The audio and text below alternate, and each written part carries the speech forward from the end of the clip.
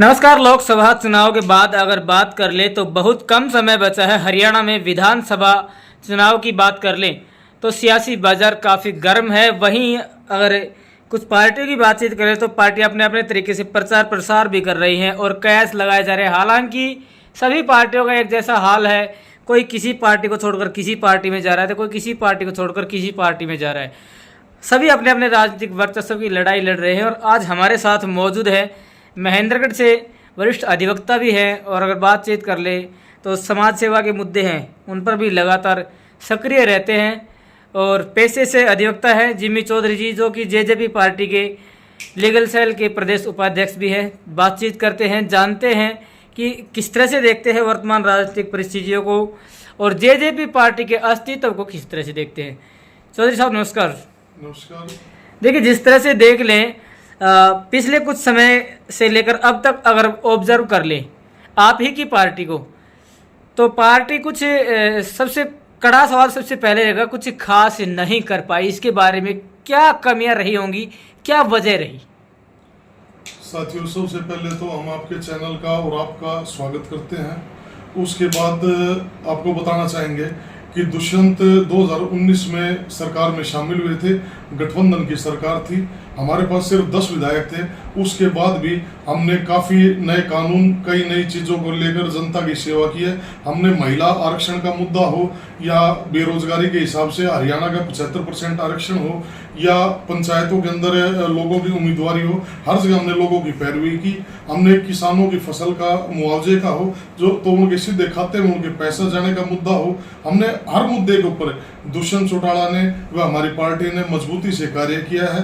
कुछ गठबंधन की कमियां भी रही हैं जिनको आगामी चुनाव के बाद हमारी सरकार बनने पर हम दूर करेंगे और जनता की सेवा करेंगे। बहुत कम समय बचा है विधानसभा चुनाव में और अभी हाल ही में दुष्यंत चौटाला का एक बयान भी आया कि जिस बीजेपी पार्टी को समर्थन देकर वो डिप्टी सीएम के पद पर आसीन रहे, उस पार्टी में जाने से नुकसान हुआ, तो इसको लेकर क्या कहेंगे? बिल्कुल दोस्तों, हमारे नेता श्री दुष्यंत चौटाला ने जायज बात कही है। लोगों के अंदर काफी गुस्सा है, काफी उनको सदमा लगा है। अगर बीजेपी कुछ कारनामे देखें, वो किसानों के हित की पार्टी नहीं है। हमने लोगों की सुरक्षा के लिए, उनके बचाव के लिए तथा लोगों के सहयोग के लिए हमने बीजेपी सरकार को गठबंधन में हम शामिल हुए थे और उनको सहयोग किया था।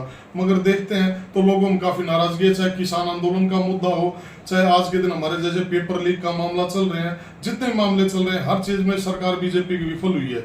उसके कारण लोगों में भाई गठबंधन कारण हमारे लिए भी रोष है, जिसका हमने नुकसान भी उठाया है जो लोकसभा का रिजल्ट आया है। मगर अब लोगों को हम समझाएंगे, असली मुद्दों पर जाएंगे और लोग समझ के आगे विधानसभा में वोट डालेंगे और जेजेपी की सरकार बनेगी।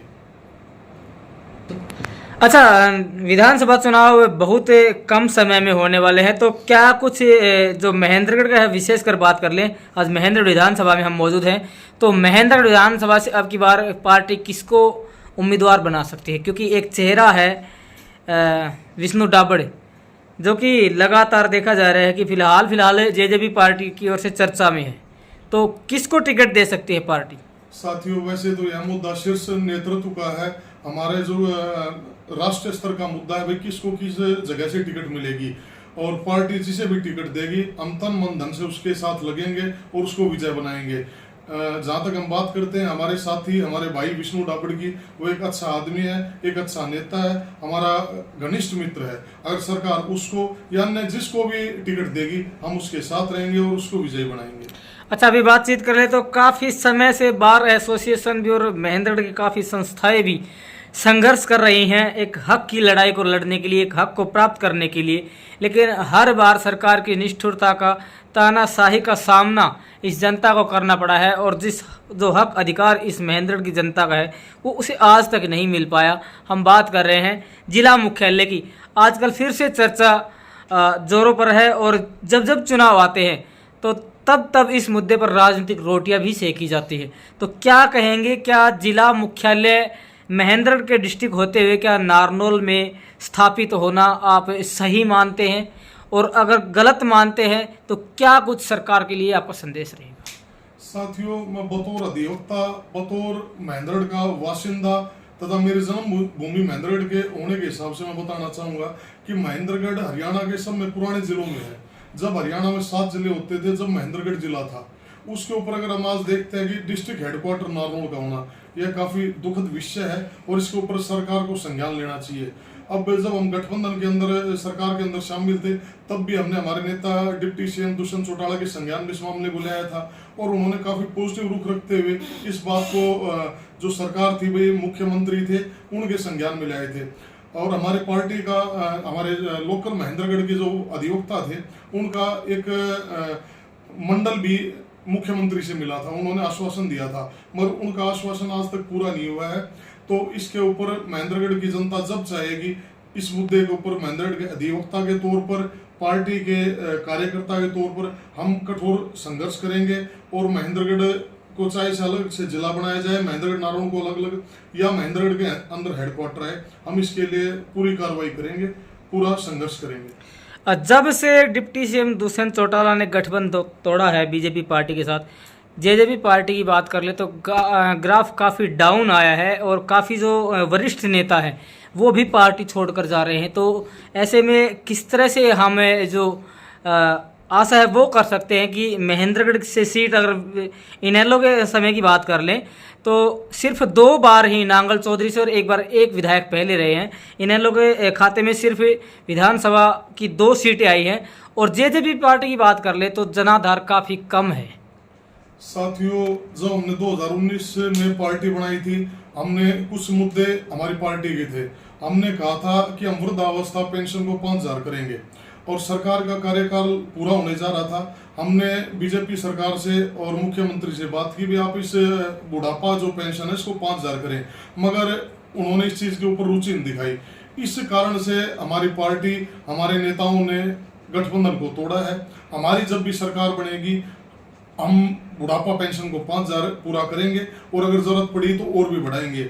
और जहां तक बात करते हैं विधायक की, भाई नांगल चौधरी से जब हमारे इनेलो सरकार होती थी, जब हम इनेलो पार्टी में साथ थे, जब इनेलो में विधायक बने थे, अब हमारी नई पार्टी थी 2019 में, नई पार्टी बनने के कारण अब आप अगर 2024 में रिजल्ट देखेंगे तो महेंद्रगढ़ की सभी विधानसभा के ऊपर हम विजयी होंगे और अच्छे से 45 सीटों से ऊपर सीटें लेके हम बहुमत के साथ सरकार बनाएंगे हरियाणा के अंदर।